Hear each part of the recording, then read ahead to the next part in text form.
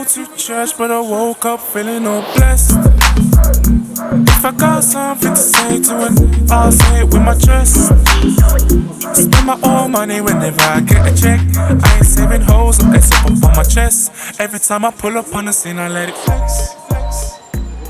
That's just DNA? No, just forget about what it stands for. I opened it when I was very young, so it's basically dangerous and aggressive. Oh, okay. But when I was in the guys, yeah. I used to do self-protection stuff, didn't I? So obviously, I opened it for basically, I was still competing then. Yeah. But I opened it for dormant, so I call it DNA, dangerous and aggressive.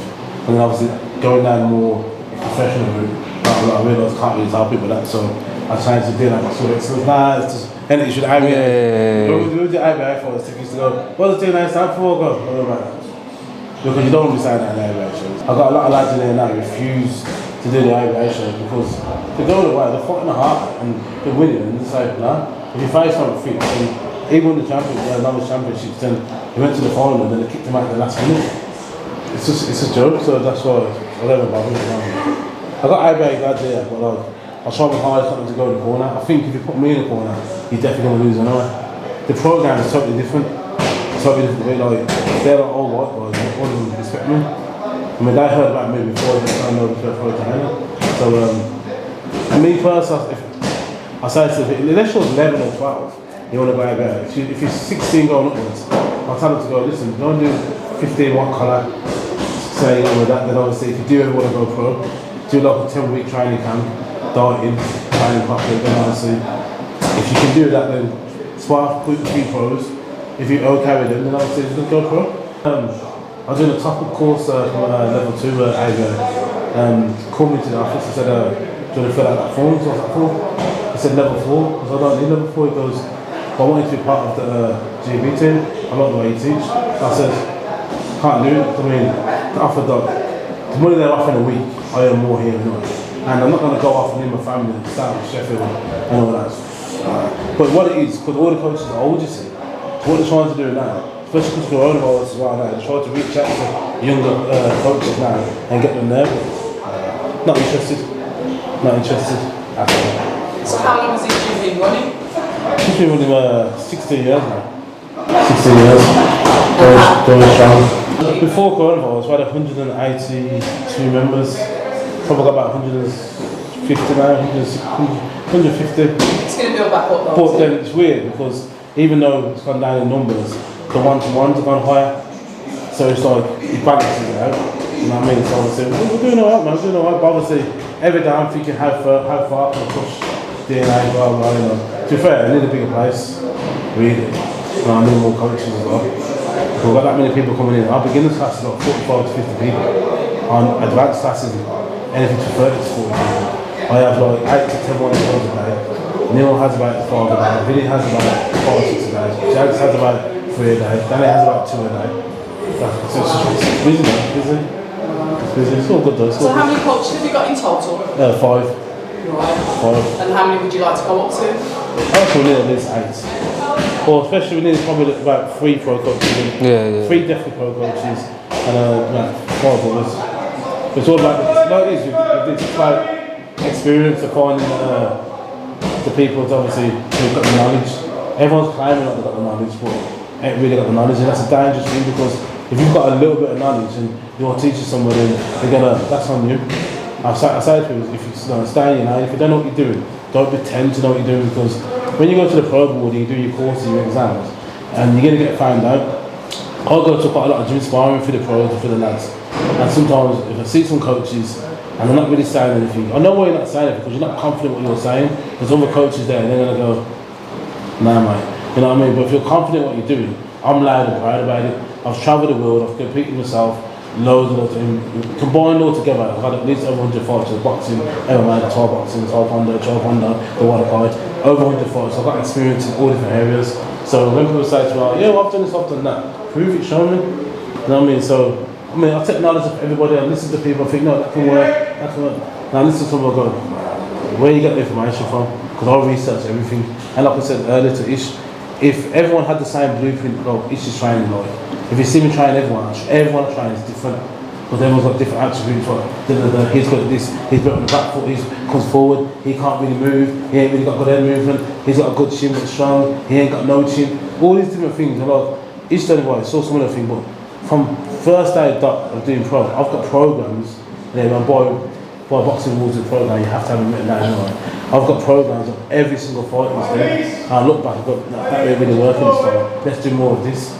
Now obviously, let's just say if something did happen to you, and obviously the program said, can I see your training diary? I've got one. You know, but a lot of people don't have them. So I went to a course the other day, step 2 lads to the pro board, and the letter it says bring your training diaries. A lot of people ain't got them. All my lads are write everything down, even if they don't do it themselves. You know, I write it down myself. And the thing is, you're not allowed to put it on an iPad. That's just one of their rules. But you'd be surprised how many coaches have not got a training diary for their fighters. I'm going to put my hands up, and I've never heard of a training diary. No. Explain that to us. A training diary, so basically I've been doing it from the amateur days, and because obviously I used to fight myself, obviously I find that obviously I ran this much, I've done more explosive training, and I know what's working for me. So obviously by me having a training diary for each, he's done 15 rounds a day. At the minute, I reckon it's about 6 or 7, and then each week goes along and I go, he needs to increase more on this. So I know I'm working, so I can go back, because I've got so many fighters as well. I'm not going to remember everything, but I've got special combinations, special moves I do with each. So I wrote this all down. And the weight factor as well, so obviously like, if Ish is weighing, I don't know, say 65 kg today, and I'll get a phone call and say, I want Ish to fight in 2 weeks time at 62 kg. Instead of me just throwing Ish, I just look back, I go, last time Ish told me was 5, it's doable. You know what I mean? So by having a training diet, all this happening, and the thing is, it's like insurance, isn't it? You pay insurance for your car, drive it for free and nothing will happen. But when something does happen, so I call it, instead of calling it insurance, I call it in case shit. Because people don't want to know anything about it until something happens. So let's just say Ish gets hurt in the ring, and they go, what's happened, how was his training? I've got it all there. Well, that day he trained with me, he done something, he could have pulled his arm that way, or he had a pain in his left arm, but technically the pain wasn't his muscle, it was actually his heart. Now, what I get pissed off with, a lot of people come in here and think, I've just opened the doors and put a boxing ring in. What they don't know, when you open the boxing gym, you're meant to get signed off by an official to come down and check the floor, and check the ring. I've done that many exams, I could name all my exams I've done, but I don't do it because I feel like I'm a big headed. And every so I do head trauma courses, cut courses, anything I think, you know what, I can say, you know, intolerance things, I find that obviously, you know, if my lad's intolerant to certain things, even down to like, if Ish could take a Lemsey, I take an ibuprofen, I take another medication over the counter, combine them together, it's technically a legal drug. So there's all these things, what Ish won't know, but I do know. And obviously if he's ever unsure, he comes to me and I go, I wouldn't take that if I was you. Well, a lad in here a couple of weeks ago sparring, got banged up a little bit. He jumped out the ring, went in his bag, and started taking ibuprofen. That's what you're doing? I've got a headache, don't take ibuprofen, take paracetamol. He said, what? What's the problem? Listen very carefully. If you've been banged about in there, there's a problem or bleeding the brain. But you take ibuprofen, what does ibuprofen do? It takes the swelling down. We don't want to take the swelling down. You want the swelling to be there, so it shows signal that's what it's wrong. So all these things people don't know.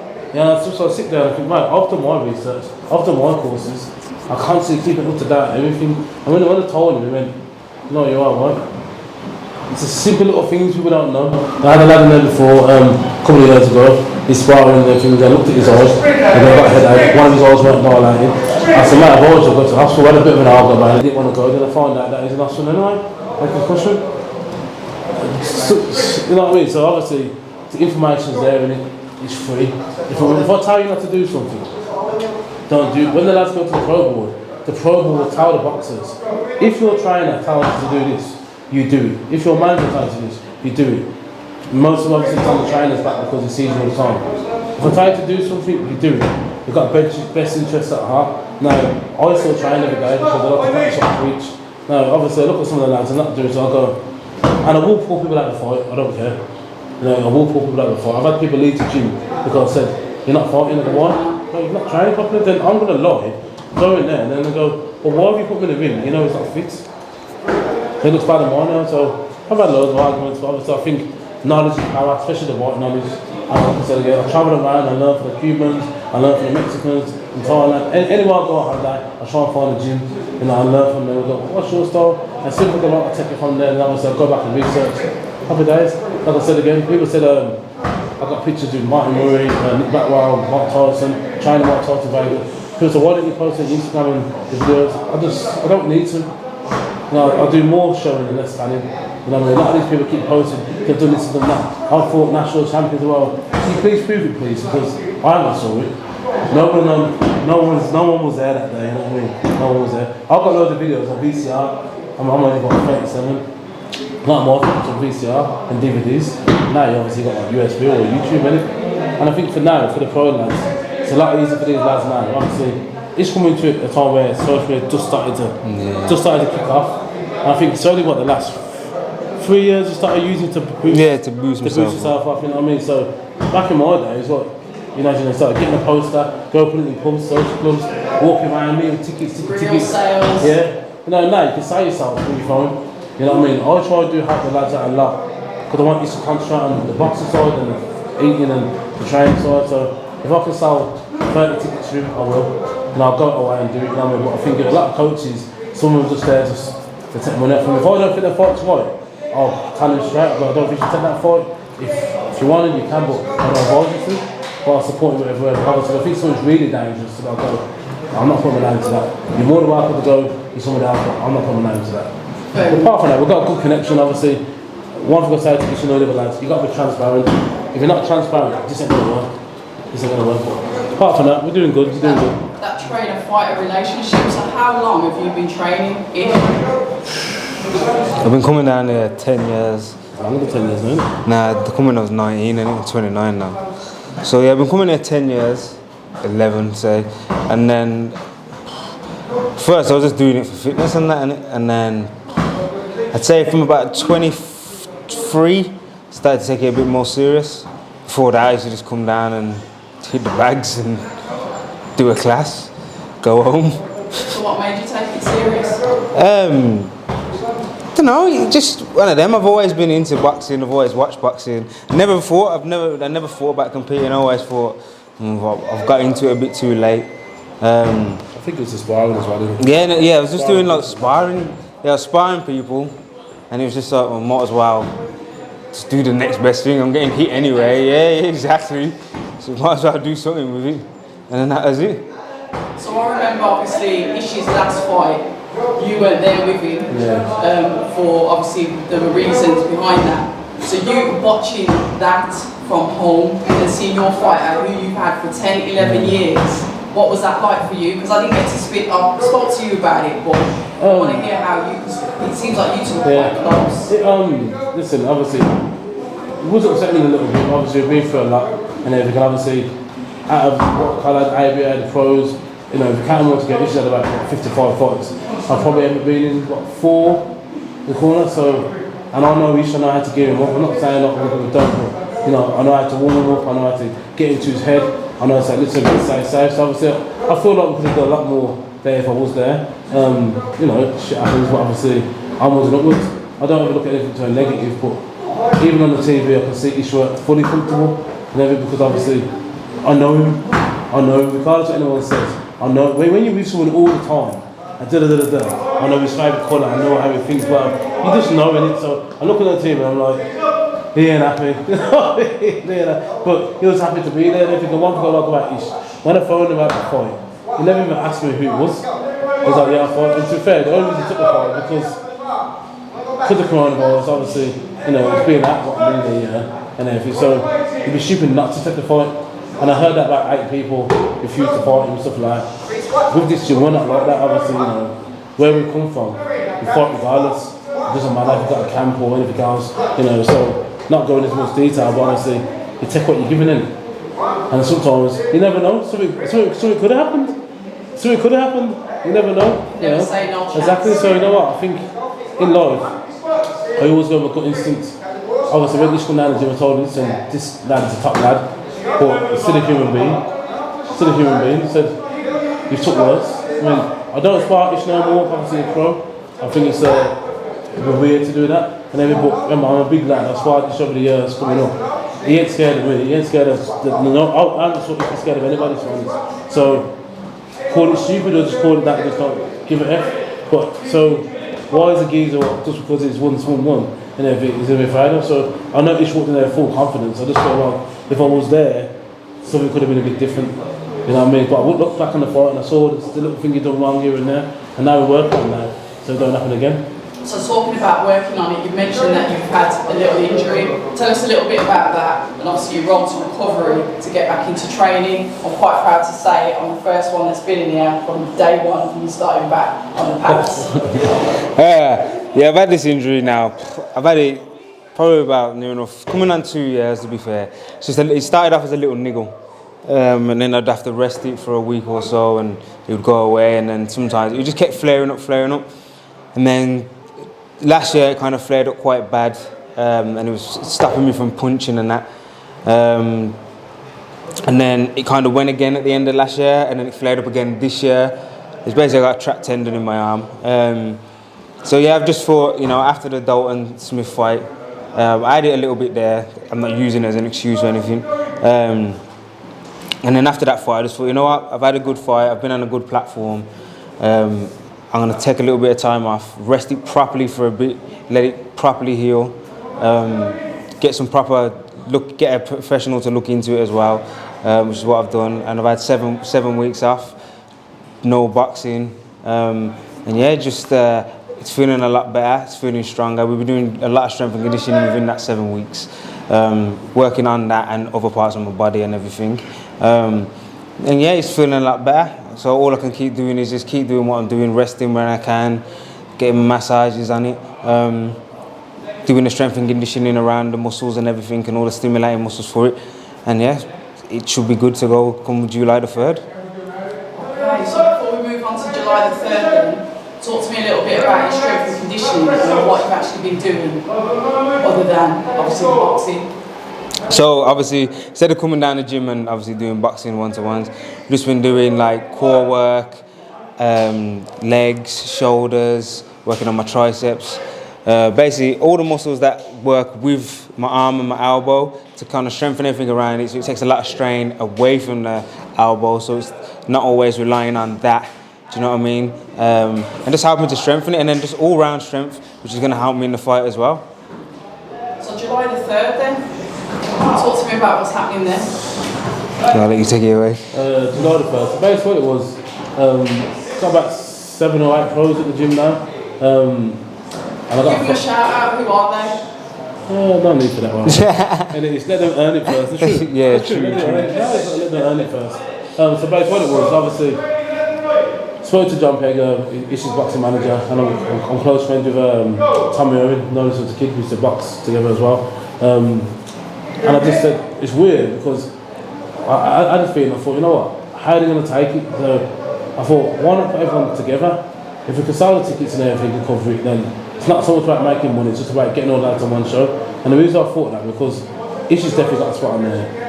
Animal, Andrew obviously got a spot on there. But then, if I'm doing all these different dates, sort of like, everyone's going to be waiting a long time, and obviously I can't stretch to everybody. So I thought, you know what, let me phone the manager and find that. And I phoned them and I said, how people saying wrong here, but is there any chance we can have our own show for this one, just to get all the lads on there? And obviously the lads that have just started, they'll be a lot more confident having Ish on there. They've been there from day dot, and they've got Annie on there because obviously season pro. And I spoke to him, he goes, you know what, I thought about this last night, but how can we get all your lads on around the storm? And he goes, that's a really great idea. So I said, he goes, are you happy with that? So I spoke to obviously Colin Owen. We said, yeah, that can work. I spoke to the lads, all of them was up for it, and I thought it's a win-win for them. Not so much with Ish or Robinson, is it? That, you know, they're doing the other lads favour, but then obviously I'll get Ish on first. I'll probably get Robinson on second, so they've got people can see them doing it. And yeah, because Ish has got experience, and Robinson has, they can talk to the lads and go, listen, it's not that bad. You know what I mean? It's not that bad. Ish is used to doing 10 rounds, 8 rounds. Animals just doing 10 and 12. These lads are doing 4. So when I'm out there with them, at least Ish can help with them lads and giving them up and stuff like that. So I'm passing on his knowledge to them. So I just thought it all makes sense. It all makes sense. So I'll get Ish on that show there, July the 3rd. Then 6 weeks after that, I'll get Ish on it again. Then after that, I've got bigger plans for Ish again to move on. But that's the idea with the July the 3rd. That's why we've all come together and so we fought on the same show. It's nice to actually hear that small ball shows are coming back to Birmingham. Because when was the last bout in Birmingham? You would know that one. 2020, February 2020, I think it was. Where was that? At the Villa again. Yeah. It's not like something that you do regular. So is this something that you're going to look into getting into, maybe like the promotional side of boxing? Nah. I've got a lot going on as it is. Like I said, I no disrespect to the other lads and everything, but they need to earn their spot as well. They could turn pro, they could have one fight and then just go and see it later, which I do get pissed off about because regardless of what I'm getting paid, I'll put more than just obviously what you're paying me. You could never pay me for my knowledge and my time. You know, I never watched the top clock, I've always gone over. I stay fit, you just saw the pad work there. I stay fit so I can gear up that much, you know what I mean? So obviously I do get a bit pissed off, and like I said, I'm not mentioning no names in there because they haven't earned a spot yet. So when they do what he does, keep doing the work. There's no excuses. Man works all the time, 7 days a week. He's worked a year with no days off and everything. He fought 6 times that year, won every single fight. There's no excuses. So when people come to me, I've got 4 kids, I have 4 other businesses. I still make time for it. You know, me, it's close. Obviously, if he can't get down at a certain time, I'd get here for 5 o'clock for ish. But not because we're close, because you know it is, that helps as well. But he wants it. Yeah. So if someone puts it in, I want to give it back.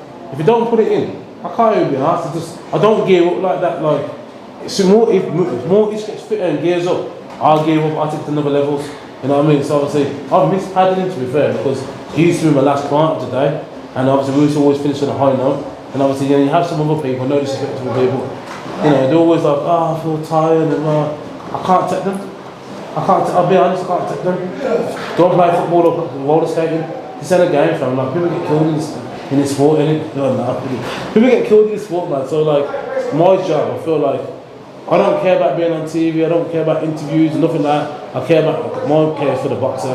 Now, obviously, like, the way Ishi's talking now, in 10 years' time, I want to talk to my kids and his own kids with the same mind, not like, yeah. And if he's talking like that's my fault.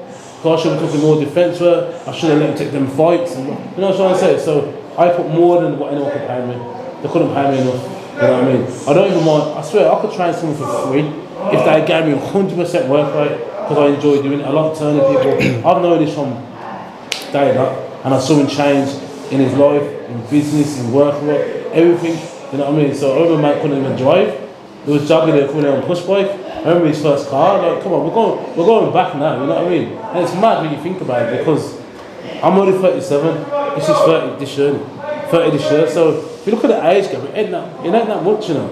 So obviously, like, I look at other coaches. You remember to MTK, and they couldn't believe that I was a trainer. Like, well, I thought he was fighting. So I was in shape. But like, well, all these people walking around, yo, that's up to them, innit? But I just feel like, how can you be a role model for your fighters if you're not doing it yourself? I diet Monday to Friday. At the minute I'm fasting, he fasts as well. I'm doing everything he does really, apart from the running. You know what I mean? I do like 3 miles, it's like 10. You know what I mean? But, you know what I'm trying to say? So obviously, but if I can do it with my kids, my businesses and all the stress I've got going on in life, and I'm honest by having issue with the other lads, keep me grounded as well. You know what I mean? I used to be a bit of a wild card and it keeps me grinding and think, you know what? You know, put your time into that in it instead of anything else. So Ish probably don't know this yet, but he's helped me as well. He don't know it, but he had to keep me like, you know, down in the middle. Yeah, he's an arse sometimes and he wants each other, but he doesn't understand. It brings me down. Everything. Some of the lads in there are too high. They're not going to bring me at that level, innit? And some of the lads, I refuse to train. I'm like. So July the 3rd, then looking at Aston Villa. How are we going to be able to purchase tickets? Because really, it's next month. Yeah, so basically, tickets will go on sale probably a week's time, a week and a half time. It'll be like issues Instagram and my Instagram on my website. If anyone wants to buy tickets, they'll come down to the gym or contact any of the DNA team. We will put it out there massively so they will see. Come and support the local lads and let's get Birmingham back on the map. That's what I say. 100%. Yeah, if you're happy to go out drinking and all that in Manchester, up there, up and down the motorway, driving. Yo, it's your hometown, man. Support your hometown. This is why I'm not doing a lot in Birmingham now because people from Birmingham want support. People in Birmingham, everyone's too damn two-faced, yeah, and rather go and support other people. Well, they don't even know. I don't get it. You know what I mean? So obviously, I don't understand. What I don't get here, this is a likeable guy. So different lads, we're all humble. Why don't you want to come and support us, yeah? But then you want to go down, no, it's just time to Josh, you want to go down to there, support them. They don't know you, they're not going to shake your hand, they're not going to take a picture of you. Yo, support the community here, then let's get something big out of Birmingham. Then you won't need to travel to London or Manchester or Liverpool, we can have it all in Birmingham, can't we? I mean, they've done a show in Birmingham before. It was good, so I don't know why they don't carry on. You know what I mean? But hopefully that's the path forward. With your help in it. So on the socials then, how can we find yourself on Instagram, Twitter, your socials? On Instagram, it's danger_DNA. If you type it in, if you go, you got freeze_DNA, shredded_DNA, or DNA Boxes Gold Excellence kind of website. You'll find all our links on there. Obviously, you got Ishmael Ellis on Instagram as well. We're not hard to find. We're really hard to find. Yeah, like I said again, our videos getting posted like every 2 days. We post every 2 days. Boom. So like I said, we're easy to find. You know, to get hold of us. So like I said, anyone can contact me 07800 766 818. Give us a call on there. That's a DNA number. Even if you're not part of the gym, you can still find us anyway. Yeah. Brilliant. So Ish, I know you probably won't tell us anyway, but I'm going to ask, who's the opponent? We don't know yet. We're still looking. We want to get someone obviously coming off of 2 losses. Again, last minute thing and that. So coming off of them, we just want to get a good opponent. I don't want just someone that's to walk over to get a win. I want someone that's I can, show my talent back to everybody to say, yo, listen, look, this is what I can do. Do you know what I mean? So we're just trying to pick the right person. Do you know what I mean? Like I say, I don't want to just have just any man coming in there just that he's coming for a payday or just coming to keep active because he hasn't had a fight for 18 months or whatever. I want someone that's, been training, that's ready, that's kind of wants to give me a fight back. No excuses, is it? So how do you feel like you've been on a matchroom card in the fight camp and then coming back to do a small hall show? Does that bother you at all? No.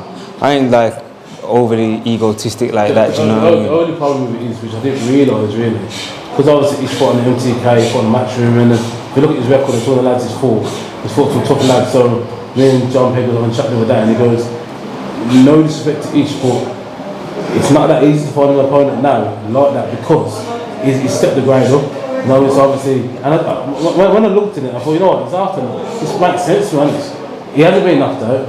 His record isn't even because it's like 15 fights to 14 fights? Yeah, 14 fights, 10 wins, 4 losses. Yeah, 10 wins, 4 losses. So it's still like a scary person to touch, really, isn't it? Like he ain't been stopped, like he ain't been knocked out. So obviously people are like still wary about fighting him. So we do want somebody to come to and give him a fight. You know what I mean? Obviously, no point coming for a pay down because we won't have it. That's why me and John are sitting down. We're looking at our opponent, forget they'll come, they're ready, they've been training, and obviously we want 50-50 fights. That's what we're about at the end of the day. You know what I mean? He's proved it now. He takes any fight anyway, and obviously it's his confidence just keeps growing every week. I see him. So watch the space, man. Watch the space. Thank you, gentlemen. October Red Boxing in DNA Gym in Searchley, Birmingham. Thank you very much for having me, gentlemen. Thank you. No I'll worries. speak to you soon. You will do, and I'll see you on the 3rd of July. Thank you. Thank you.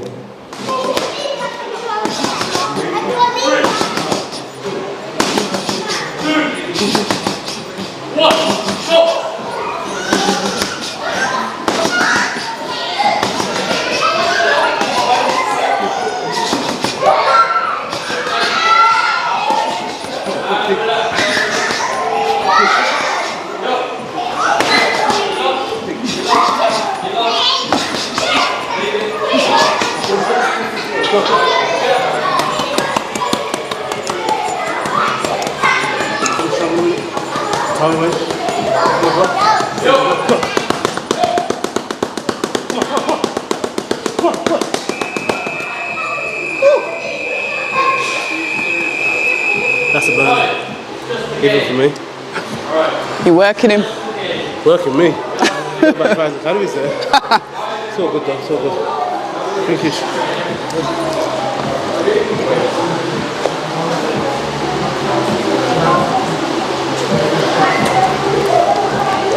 I'm not going to eat enough, it not too much. Yeah. Thank you for watching October Red Boxing. Like, subscribe, and tap the bell for notifications. You can also find us on Instagram at October Red Boxing and on Twitter, October Red UK. And remember, at October Red, we stay ready.